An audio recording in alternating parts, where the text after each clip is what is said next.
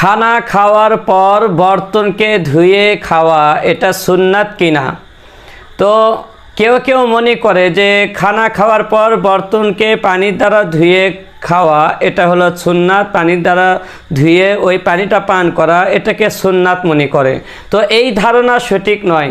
হাদিস ও সুন্নাহর কিতাবে এমন কোনো সুন্নাতের কথা নেই। সুন্নাত হলো খানা খাওয়ার পর হাতের আঙ্গুলি চেটে খাওয়া, হাতও চেটে খেতে হবে, হাতের আঙ্গুলিগুলোকেও চেটে খেতে হবে, এটাই সুন্নাত।